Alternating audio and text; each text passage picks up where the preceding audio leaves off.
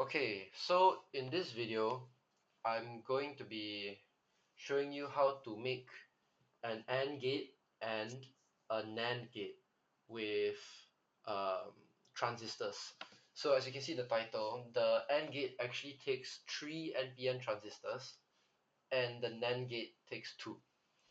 Okay, so before I begin, right, I'm going to just review how the AND gate and the NAND gate works. So let's look at this AND gate here, just a review. If you want a full in-depth explanation and description of the AND and NAND gates, you can check the video on logic gates which I made last time. Yeah.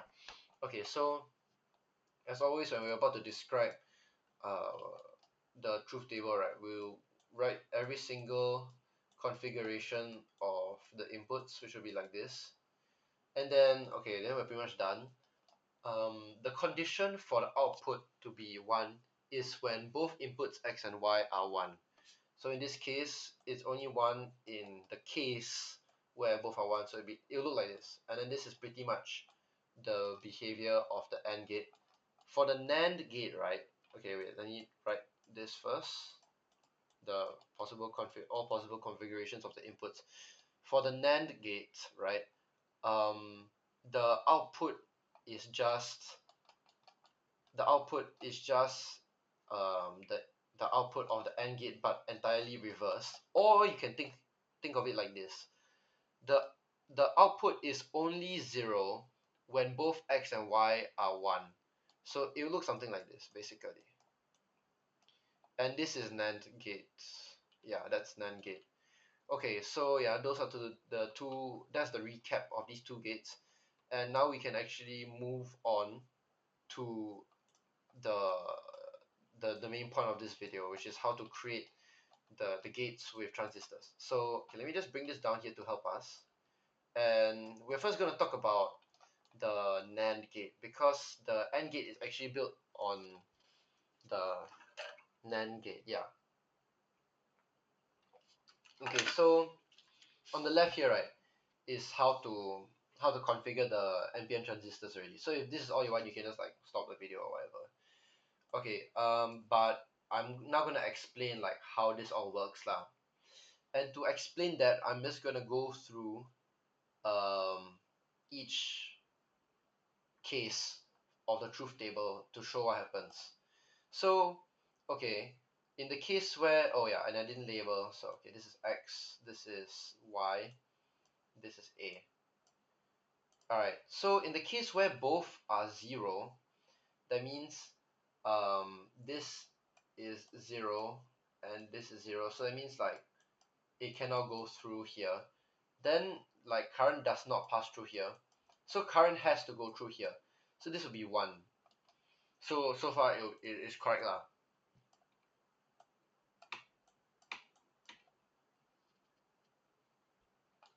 Oh, actually like there needs to be a resistor here, so sorry, yeah, there needs to be a resistor here.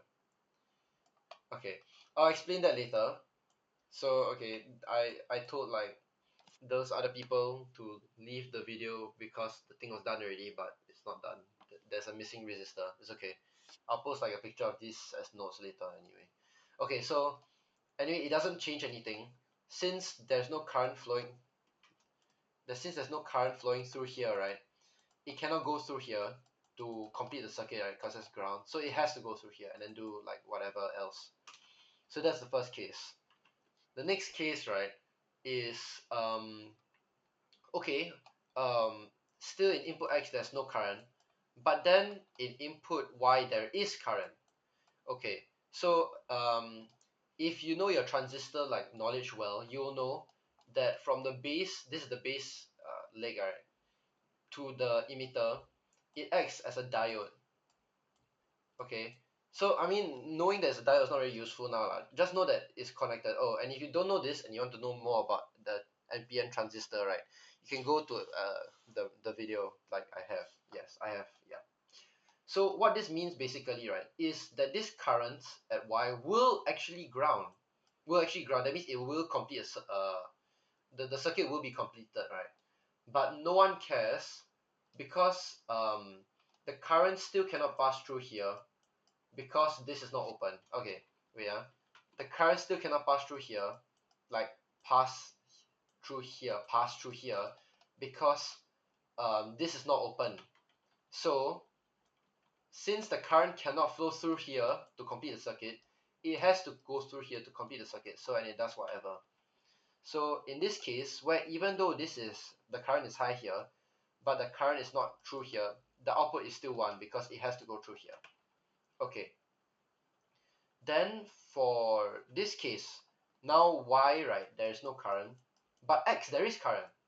Again, as we just mentioned, this bit here acts as a diode, so the current will actually go through here. But the thing is, right, it's not even going to do that because the circuit can't be completed. This current cannot be grounded because this BJT is closed.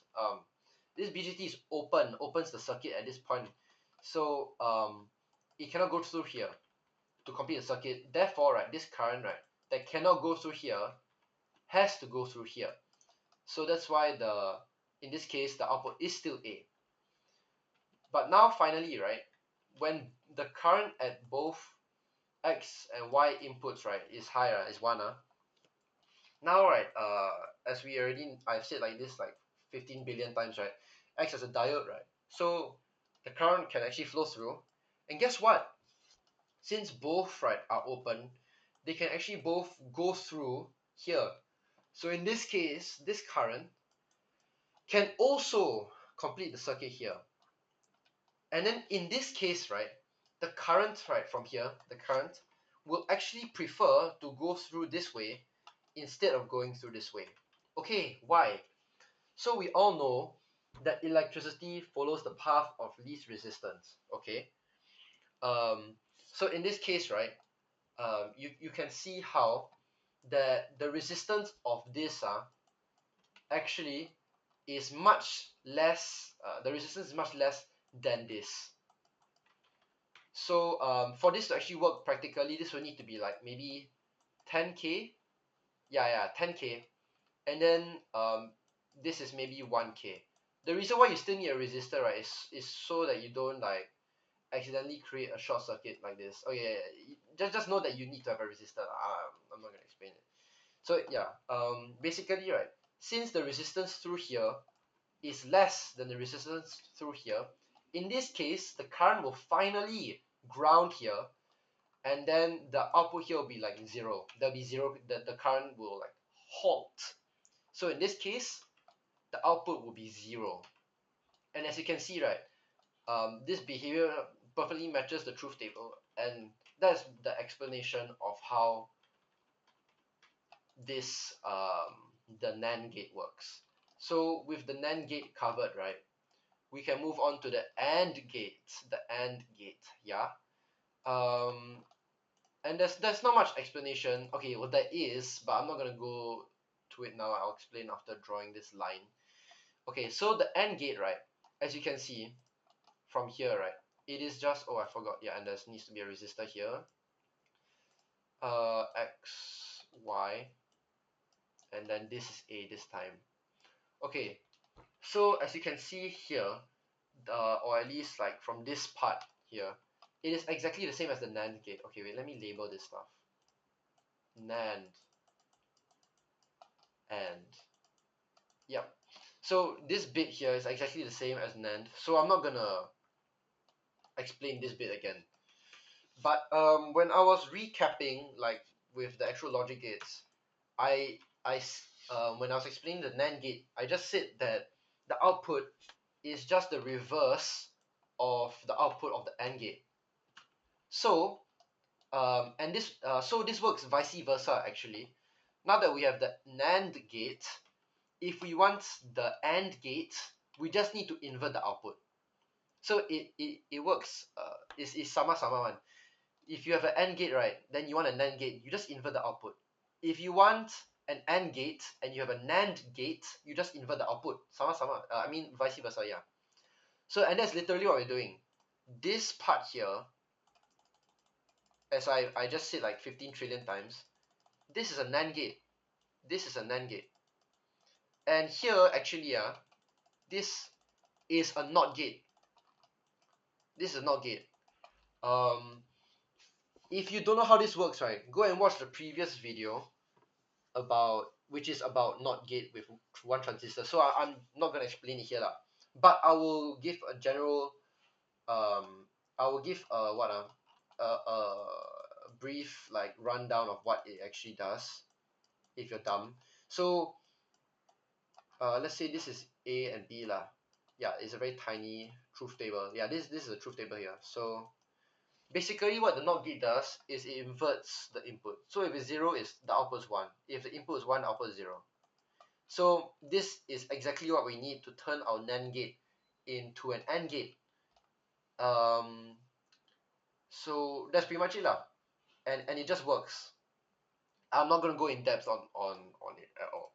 So that is pretty much the revision of NAND gate and AND gate for like the logic gate itself, and how to make them with transistors only. When would you ever need to do this, right? Because this seems like so pointless. Style points. Style points. If you want to, okay, okay, actually this might not even impress anyone, but if you do it, I will be pretty impressed. Yeah. Also, an actual practical reason is sometimes, yeah, okay, yeah, the perfect argument to not doing this is like to doing this is like, but I can just use the chip, right? I can just use like the 74LS08 or whatever. I don't know the numbers. I don't know the code, right?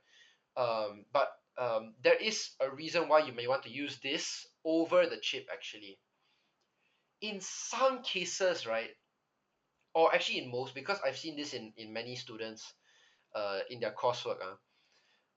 If you're not dealing with digital to digital, that means you are using a digital signal, then you use the chip, the logic gate chip to output another digital output signal, which is what you're supposed to do lah. You don't want to put an analog input into uh, a logic chip because it's a bad practice. But a lot of people do that for some reason. I don't know why. Like I just see it today. I saw it, and I mean it's the reason why I'm making this video. Today I saw it. There's a guy, right? He was had these analog signals, and he was just using it to put into an AND gate, and then it was like causing his output to fail, and it was actually interfering with all his other signals. So okay, so why this over the chip? This does not care if it's an analog or digital signal. It doesn't care. It will just take it in and it will just do it, right?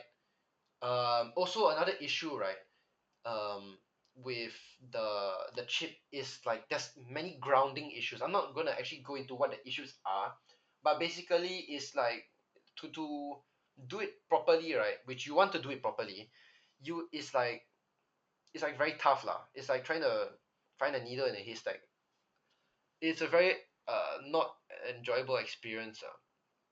Which is why also in my coursework, I also when I'm using logic gates, I use transistors only. There's one case where I use a chip lah, but I'm dealing with digital like transformation in that scenario. Okay, what am I talking about? So basically, right, this is not completely useless. Yeah, okay, yeah, thanks. So this is not completely this is not useless. Okay, there's a legitimate use for this. Okay, as a summary, mainly is because there are many considerations you need to have when using an actual chip. There's a lot of signal processing that you need to do for the chip itself, and with this you don't have to do it at all, as long as like your input is not like 0.01 volts. Don't be an ass. But um as long as you're not being an idiot, you will be fine if you just use this. Okay, one more con is that it's a lot of like stuff to build just one, and if you need to use many logic gates, which I know a guy who is doing that, then it's more affordable and more efficient to just process the signals and use the chip itself. So again, right, weighing lah, using the transistor and using the chip itself, they're actually very substantial pros and cons. So I'm just gonna stop talking now because I've talked for quite a bit of time for no reason, which it didn't help you. But okay, yeah, this is this is how to make an AND gate with 3 NPN transistors and how to make a NAND gate with 2 NPN transistors.